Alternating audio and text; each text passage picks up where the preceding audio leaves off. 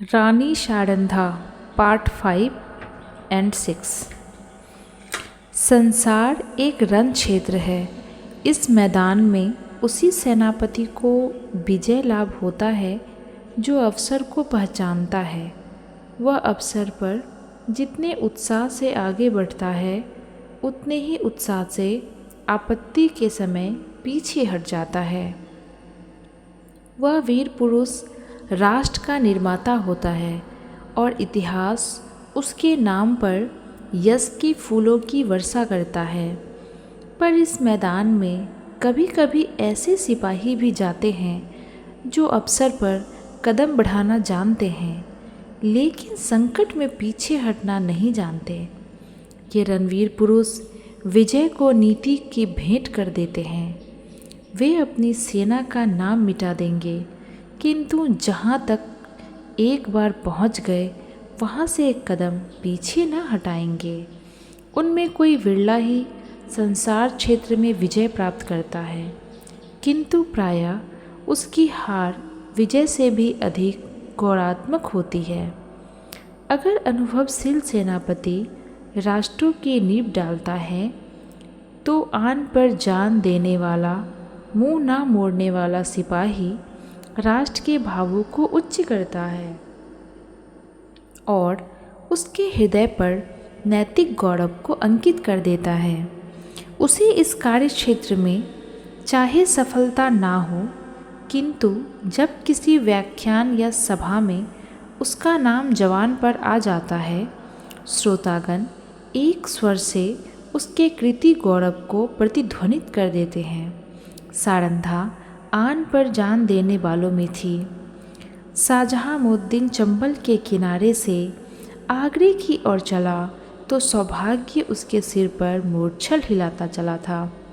जब वह आगरे पहुंचा तो विजय देवी ने उसके लिए सिंहासन सजा दिया।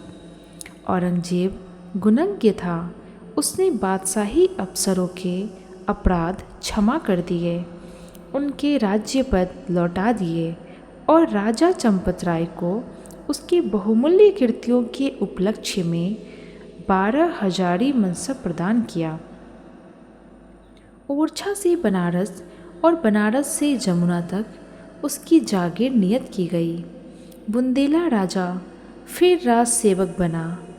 वह फिर सुख विलास में डूबा और रानी शारंधा फिर पराधीनता के शोक से घुलने लगी। बली बहादुर खां बड़ा वाक्य चतुर मनुष्य था। उसकी मृदुता ने शीघ्र ही उसे बादशाह आलमगीर का विश्वास पात्र बना दिया। उन पर राज्यसभा में सम्मान की दृष्टि पड़ने लगी। खां साहब के मन में अपने घोड़े के हाथ से निकल जाने का बड़ा शौक था। एक दिन कुंवर छत्रसाल उसी घोड़े पर सवार होकर सैर को गया था। वह खां साहब के महल की तरफ जा निकला। बली बहादुर ऐसे ही अफसर की ताक में था।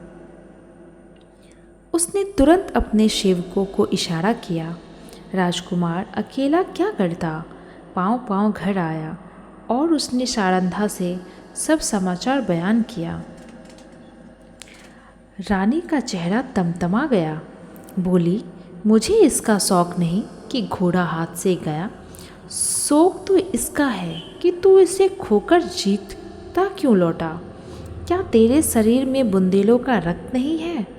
घोड़ा ना मिलता ना सही किंतु तुझे दिखा देना चाहिए था कि एक बुंदेला बालक से उसका घोड़ा छीन लेना हंसी नहीं है।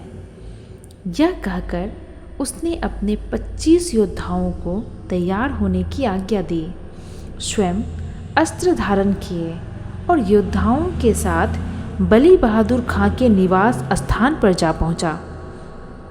खां साहब उसी घोड़े पर सवार होकर दरबार चले गए थे। सारंधा दरबार की तरफ चली और एक क्षण में किसी वेगवती नदी के सदृश्य बादशाही दरबार के सामने जा पहुंची।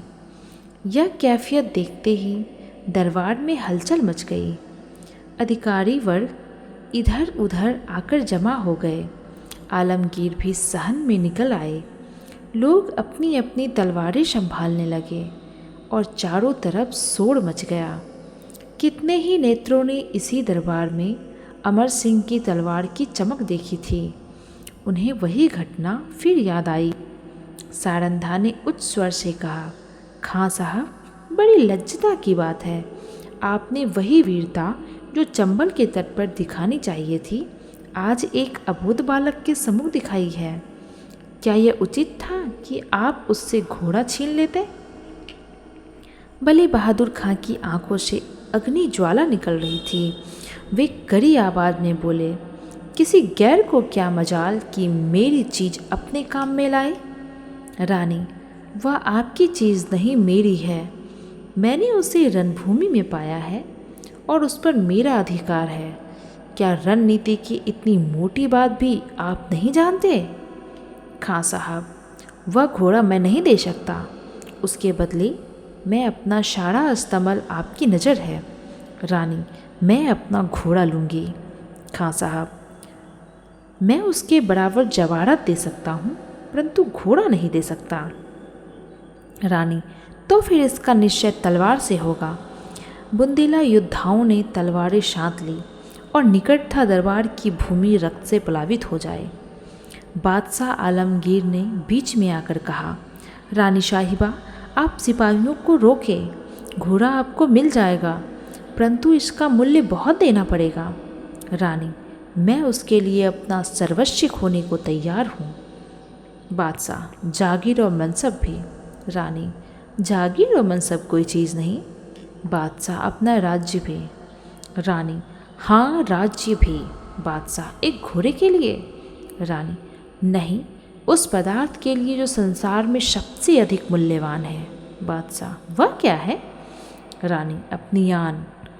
इस भांति रानी ने अपने घोड़े के लिए अपनी विस्तृत जागीर, उच्च राज और राज सम्मान सब हाथ से खोया, और केवल इतना ही नहीं, भविष्य के लिए कांटे बोए। इस घड़ी के अंत दशा तक चंपत राय को शांति न मिली। राजा चंपत राय ने फिर ओरछे के किले में पदार्पण किया। उन्हें मनसब और जागीर के हाथ से निकल जाने का अत्यंत सुख हुआ, किंतु उन्होंने अपने मुंह से शिकायत का एक शब्द भी नहीं निकाला। वे सारंधा के स्वभाव को भली भांति जानते थे। शिकायत इस समय उसके आत्मगौरव पर कुठार का काम करती। कुछ दिन यहाँ शांतिपूर्वक व्यतीत हुए, लेकिन बादशाह सारंधा की कठोर बात भूला न था। वह क्षमा करना जानता ही न था। ज्यों ही भाइयों की ओर से निश्चिंत हुआ, उसने एक बड़ी सेना चंपत राय का गर्व चूर्ण करने के लिए भेजी और 22 अनुभवशील सरदार इस मुहिम पर नियुक्त किए। शुभकरण बुंदेला बादशाह का सूबेदार था। वह चंपत राय का बचपन का मित्र और सहपाठी था। उसने चंपत राय को परास्त करने का बीड़ा उठाया। और भी कितने ही बुंदेला सरदार राजा से विमुख होकर बादशाही सूबेदार से आ मिले। एक घोर संग्राम हुआ। भाइयों की तलवारें रक्त से लाल हुई। यद्यपि इस समर में राजा को विजय प्राप्त हुई, लेकिन उसकी शक्ति सदा के लिए छीन हो गई। निकटवर्ती बुंदेला राजा, जो चंपत राय के बाहुबल थे, बादशाह के कृपाकांक्षी बन बैठे। साथियों में कुछ तो काम आए, कुछ दगा कर गए। यहाँ तक कि निज संबंधियों ने भी आंखें चुरा ली। परंतु इस कठिनाइयों में भी चंपत राय ने हिम्मत नहीं हारी, धीरज को न छोड़ा। उन्होंने ओरछा छोड़ दिया और वह 3 वर्ष तक बुंदेलखंड के सघन पर्वतों पर छिपे फिरते रहे। बादशाही सेनाएं शिकारी जानवरों की भांति देश में मंडरा रही थी। आए दिन राजा का किसी न किसी से सामना हो जाता। सारंधा सदैव उनके साथ रहती और उनका साहस बढ़ाया करती। बड़ी बड़ी आपत्तियों में जबकि धैर्य लुप्त हो जाता और आशा साथ छोड़ देती, आत्मरक्षा का धर्म उसे संभाले रखता था। 3 साल के बाद अंत में बादशाह के सूबेदारों ने आलमगीर को सूचना दी कि इस शेर का शिकार आपके सिवाय किसी और से न होगा। उत्तर आया कि सेना को हटा लो और घेरा उठा लो। राजा ने समझा संकट से निर्वृत्त हुई, पर यह बात शीघ्र ही भ्रमात्मक सिद्ध हो गई।